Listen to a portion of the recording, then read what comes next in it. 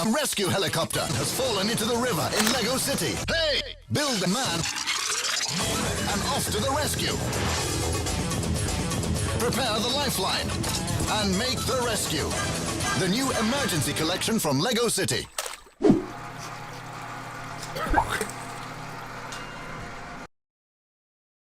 Check this thing out. I actually had a submarine like this when I was a kid, but because of nostalgia's sake and I was bored, I bought another one.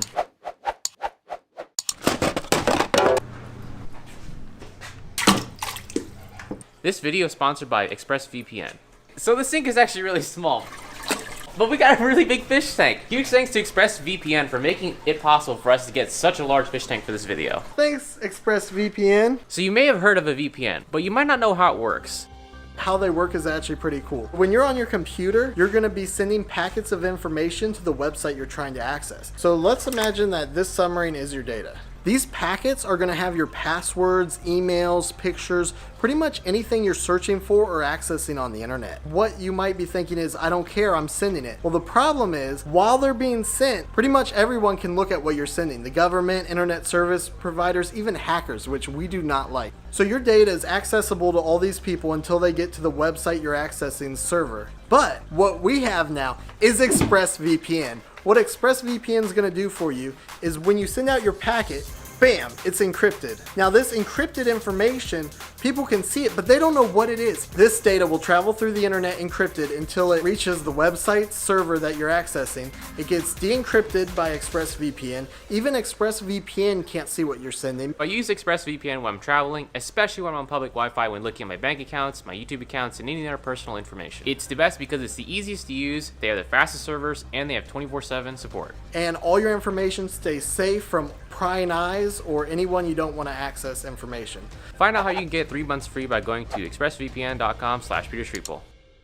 So you're probably wondering why we have so many submarines. Well, I wanted to try a variety of them, and they were cheap on Amazon. They had like 2-day shipping. They have different styles of operation. This one is a 3-channel submarine. It actually has a dive motor, so it forces itself underwater, and then it has differential throttle for steering.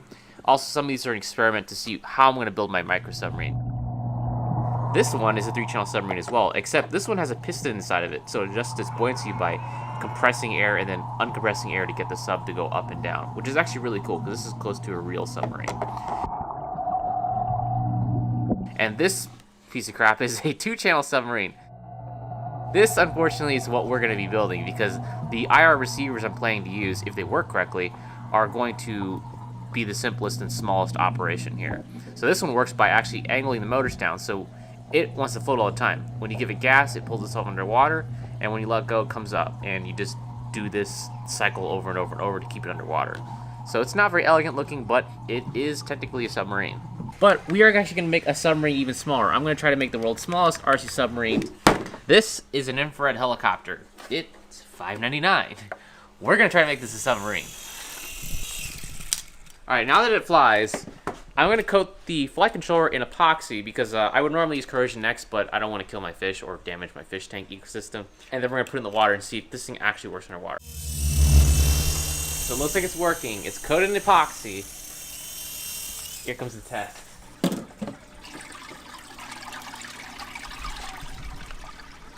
So let's try this. I'm going to perch the helicopter right here. Here we go. Oh, yeah. Okay, well it can't fly out of water, but it does work.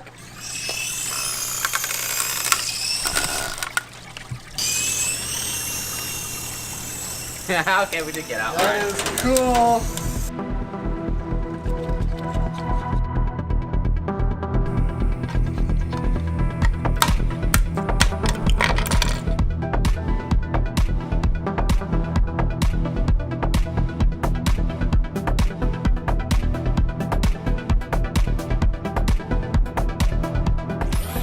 Our submarine is done. It is clearly not that small.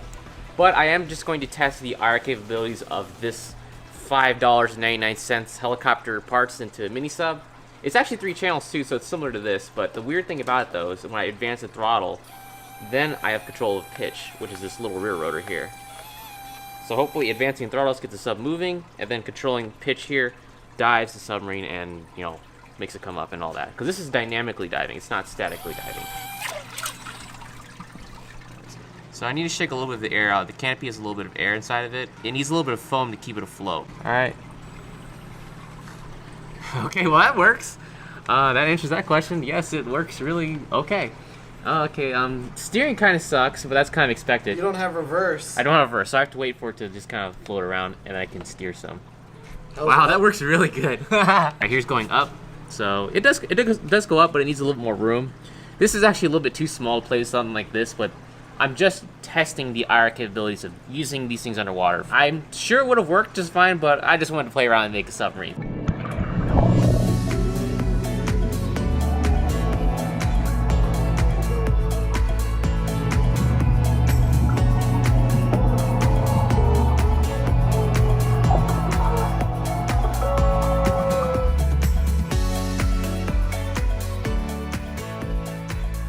IR actually works great because it's operating, I forget what wavelength infrared light is, but it's definitely capable of going through glass and into the water. I actually will release the STLs for this if you guys want to build this. It's actually kind of straightforward. If you've seen the paper airplane video I did in the past, or the blimp I did in the past, it uses these flight controllers from these helicopters, and that's actually a real easy way to kind of put all the parts in something like this.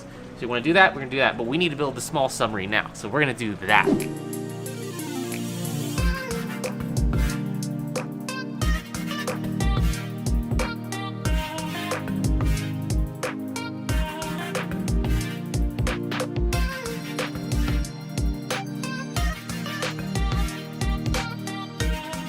Check this out. So I've taken the receiver and I've shrunk in the stuff. I've kind of removed the stock battery, put a connector on it, shrunk the IR receiver head part down so it's smaller, and shrunken those wire lengths. Let's plug it in and make sure it still works. Yeah, look at that. I already got the CAD file designed last night and sent that over to my friend Chad, who's printing it out of resin because my normal 3D printers kind of suck at this. They don't print high resolution stuff. Now I have an idea. Legos have been part of my childhood and probably a lot of other millennials, so they've been making these dumb memes where they take the rescue helicopter and put it in the river. To search rescue helicopter Lego City meme. It's really stupid. I've shamefully laughed at that a lot more than I have at other things. But I saw this one where they inversed it, where a rescue helicopter falls in the river, and a man, it's stupid. You've seen it in the beginning of the video. I'm not going to explain it any further. But I'm going to basically take this Lego minifig and turn him into submarine because I love this kind of humor and it's trash and I love it. Probably just gonna go ahead and hot glue this onto the backside and then glue the motors to his arms, and then I think I'll have the world's smallest Lego submarine. Before I can attach these to this, I need to make propellers, and I can't use the full-size ones because they're just too big. They'll overload the power, so I have to reduce these to a smaller size. And that should be good enough for our submarine. Enhance. Enhance some more.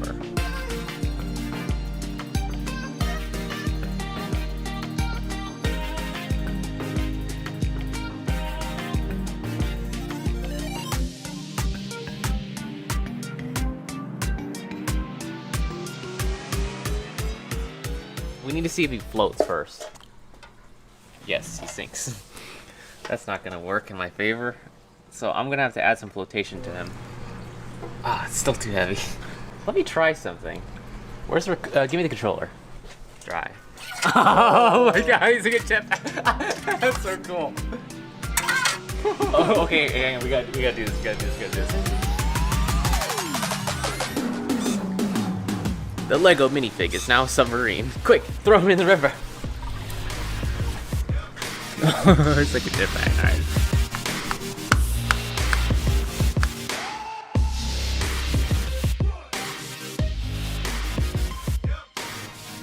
He's having fun. We're gonna go. Oh no! Now the problem is the battery has separated from his little oxygen tanks. So now he just does this and digs dirt. So I added another piece of foam to him. This is like a 2-channel submarine, so I only have the motor speeds on 1 and 2 sides. So advancing the throttle gets me to pull him down. If I love the throttle, he'll float back up. So simple, very, very basic submarine, very low tech, but it does work. I just want to play with the Lego man. Well, try.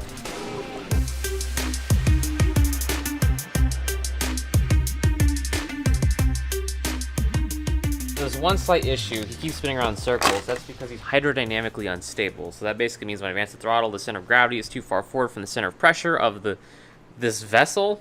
So therefore, it wanders around violently left and right without actually tracking in a straight line. We're going to take this and jam it between his legs. So now we have this clear vertical stabilizer.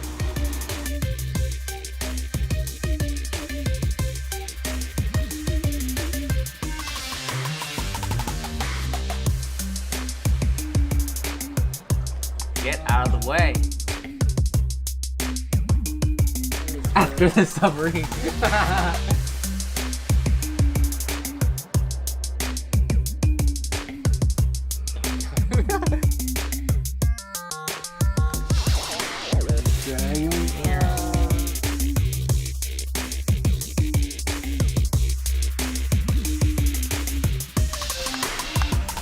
Oh, battery's dead.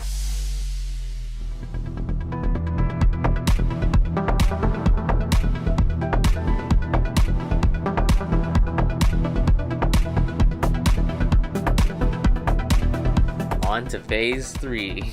The tiny resin printed submarine has showed up.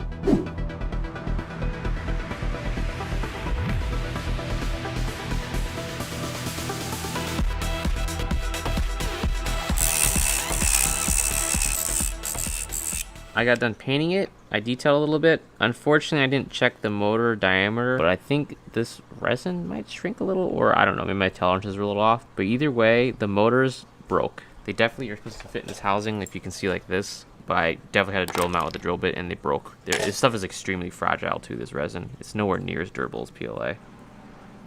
Oh, whoops. Broke that off. Oh no. This is my first time working the resin, and I did not realize this stuff is this absolutely terrible. Moment of truth. Let's see what happens. So it floats. Oh, it dives. Oh, it's doing aerobatics now. All right. Let's take it to the bigger tank.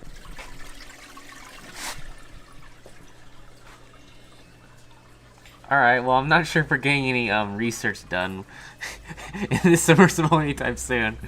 All right, hang on. I'm gonna make some adjustments. This kind of sucks. All right, Dave, check it out. I need to work on the ballast portion of this, but it is working. We're sinking to the bottom with no way to return to the surface. So our sub is at the bottom. It's rapidly filling with water, so any people living in there are definitely dead right now if this is the real submarine. The balance point's too far forward, so that's why it's tipped like that. So I gotta adjust that somehow and fix that, and then we'll try it again.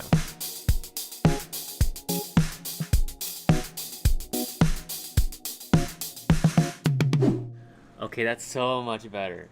This is actually drivable. Yes! It's very, very sensitive. Not much precision control, that's for sure. Oh no, it's stuck.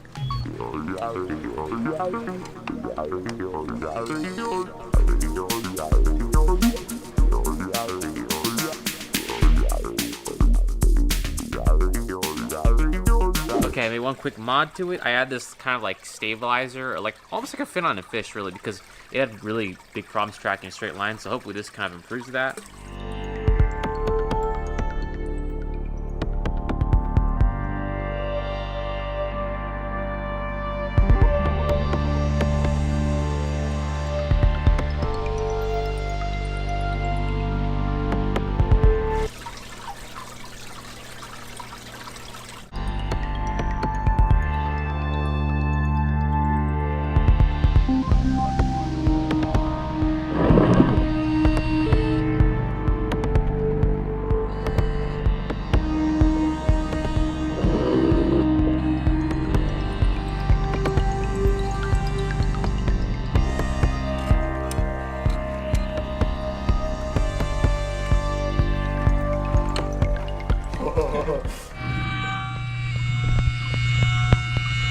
Whee, check it out. What do you think, Sam? That's actually pretty cool. It's definitely really small, really hard to drive, but it definitely does submarine. So I think I have one more thing. I have a bit of a challenge between me and Sam. So I'm going to set up an obstacle course in the tank, and then we're going to see who's the fastest submarine driver. So here's the obstacle course. Drive over here, go over the sub, not under the sub, and then park the sub inside the mug. First one to do that wins. All right, you on the timer, Sam? Yeah. All right, I'm going to go first. And go. All right, so I'm in the water. Let's go over here. Just Tap the throttle lightly. Okay, come on, come on. Okay, we're over the sub. Now we can go down. And you get off the glass. It really likes to stick to the glass.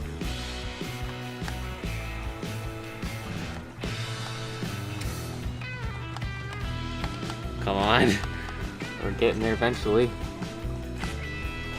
And this is the point where I have to wait for it to back up on its own. Nope. Okay, now you go back down.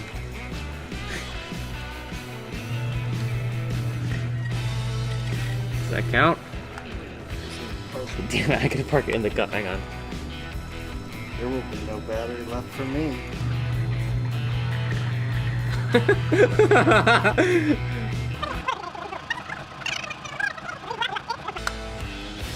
There we go. Time. Okay. What's my time? 2:28. We managed to park the submarine in the cup 2 minutes 28 seconds. You think you can beat that, Sam? Yeah, I've never even driven this before. Alright, you ready? Yeah. And go. Gonna go over the sub. Right. Into the car. Alright, made it over the sub.